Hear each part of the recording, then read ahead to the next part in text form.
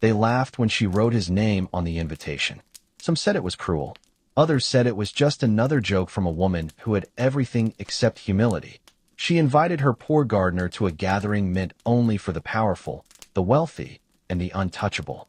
Not because she respected him, but because she wanted to watch him shrink. But when the man finally arrived that night, the laughter died. The music stopped, and one by one, the guests realized they had badly misjudged who he really was. Stay with me till the end of this story because what happened next would change the lives of everyone in that room forever. Who was this man really? Why did the rich lady feel the need to humiliate someone beneath her? And what secret was hidden behind the gardener's quiet eyes?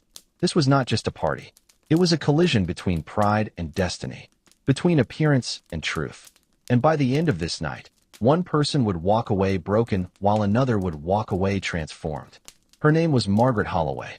She was known across the city, a self-made real estate mogul, a widow with no children, a woman whose wealth spoke louder than her kindness.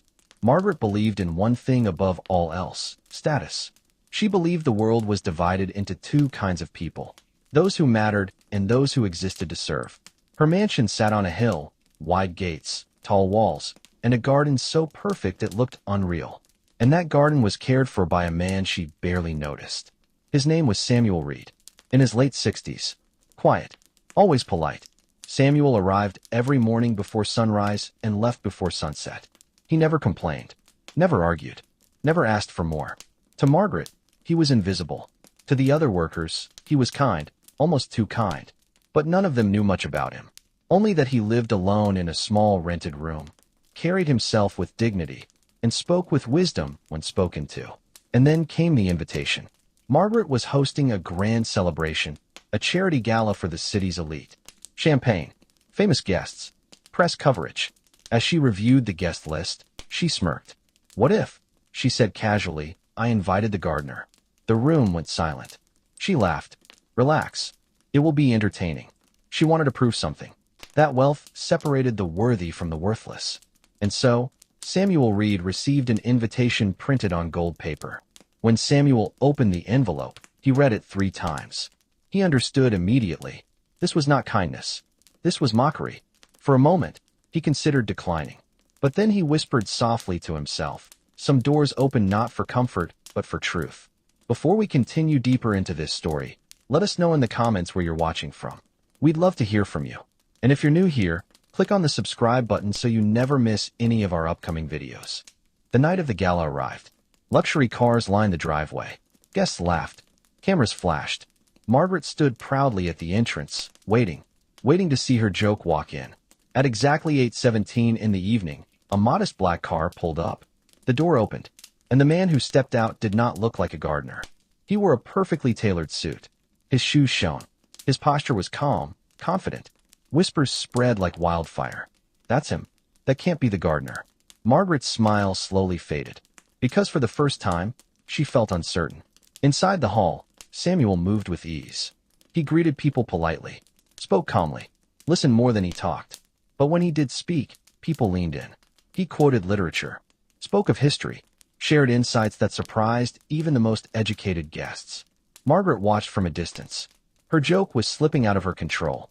A small group formed around Samuel near the refreshment table. A younger businessman, arrogant and loud, asked him, "So what exactly do you do for a living?" The question hung in the air like a challenge. Samuel smiled gently and replied, "I tend to things that grow." The businessman laughed. "You mean like plants?" Samuel nodded. "Yes, and patience, and time." The man rolled his eyes and walked away, but an older woman remained. She had been listening closely. She asked quietly, "You speak like someone who has seen more than most.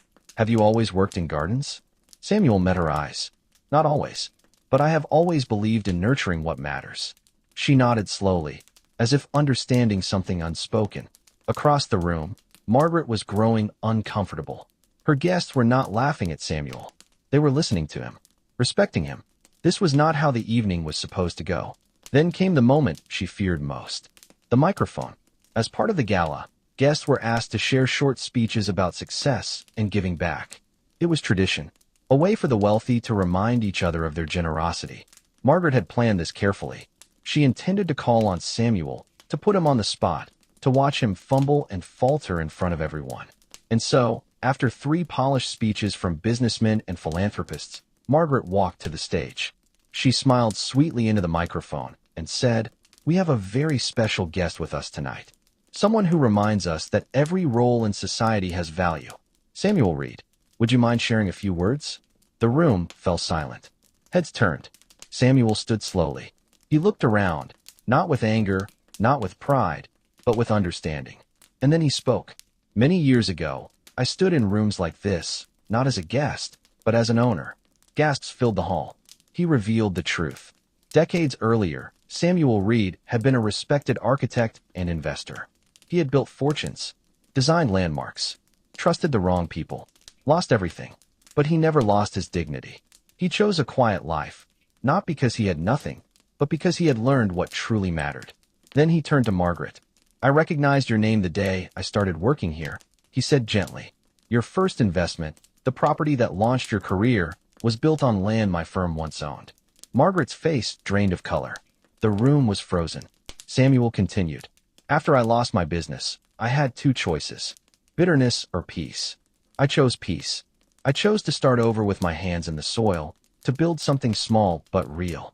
Every morning, I wake up grateful, not for what I had, but for what I have now. Clarity, purpose, freedom from the weight of proving myself to anyone." He paused, letting his words settle like dust after a storm. Then he said, "I did not come here tonight to embarrass anyone. I came because I wanted to remind myself, and perhaps remind all of you, that worth is not measured by the size of your home or the price of your suit. It is measured by how you treat the person who can do nothing for you in return." The silence in the room was deafening. Some guests looked down. Others wiped their eyes. Margaret stood frozen at the edge of the stage, her hands trembling. Samuel looked at her one last time, not with anger, but with something far more powerful. Compassion. He said softly, "Thank you, Miss Holloway, for the invitation. It reminded me why I left this world behind." And with that, he walked toward the door. No one stopped him. No one spoke. The only sound was the soft echo of his footsteps on marble. Outside, the night air was cool. Samuel stood for a moment under the stars, breathing deeply. He had spoken his truth, and it had cost him nothing.